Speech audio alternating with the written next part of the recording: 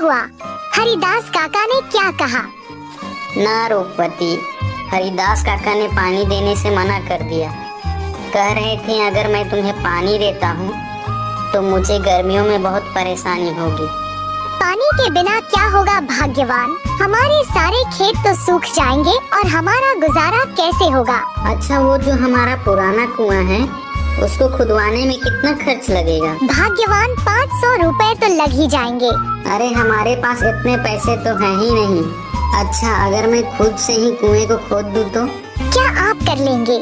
हाँ, अब कुआं मिस्त्री कर लेगा तो मैं क्यों नहीं कर लूँगा। अच्छा भाग्यवान, कल सुबह सुबह दोनों कुएं के पास चलेंगे। भाग्यवान जाओ, मुझे बहुत भूख लग रही है। जाओ जाओ, घर में जो कुछ भी है वो फटाफट लेकर आओ। इतने ही बीच में उन्हें एक आवाज सुनाई देती है। ये किसकी आवाज है? वह दोनों बाहर निकलकर देखते हैं तो एक साधु महाराज उनके घर के बाहर भिक्षा मांगने के लिए खड़े होते हैं। जो कुछ भी घर में हो, चावल, गेहूँ, बाजरा, दाल, वो मुझे दे दो बेटा। अरे साधु महाराज, हम सब पहले से ही इतने गरीब हैं। हम जैसे तैसे करके अपना जीवन गुजार रहे हैं। ऐसे में हम तुम्हें कहाँ से दान दें? सोहन की स्थिति देखकर बाबा जी समझ चुके थे और बोले, कोई बात नहीं बेटा, कोई बात नहीं, ठीक है बेटा, अब मैं चलता हूँ। मैं किसी और के घर में भिक्षा मांग कर खा लूँगा। अरे रूपवती, हमारे घर में बाबा को देने लायक कोई भोजन है क्या? भाग्यवान, हमारे घर में बाबा को देने लायक कुछ भी नहीं है। केवल थोड़े से चावल थे जो तुम्हारे लिए बचा कर रख दिए थे। अगर वह बाबा को दे देंगे तो तुम्हें भूखा रहना पड़ेगा। रुकिए बाबा। भाग्यवान, जाओ और मेरे हिस्से का भोजन है वो जाकर बाबा को दे दो।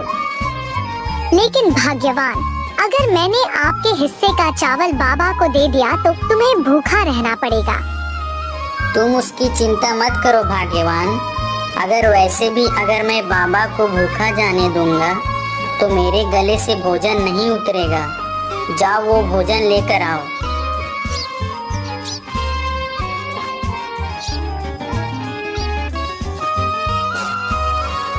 सोहन की पत्नी सोहन के अनुसार सोहन के हिस्से का भोजन बाबा को दे देती है।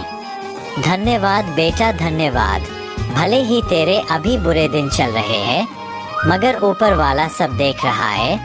वह एक दिन तेरी अवश्य सुनेगा।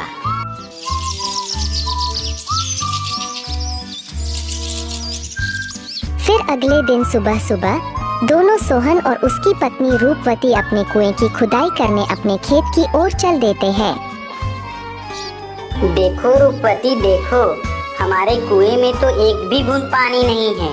हाँ भाग्यवान, प्रभु हमारी कौन सी परीक्षा ले रहे हैं। फिर सोहन कुएं में नीचे उतरकर कुएं की खुदाई शुरू कर देता है।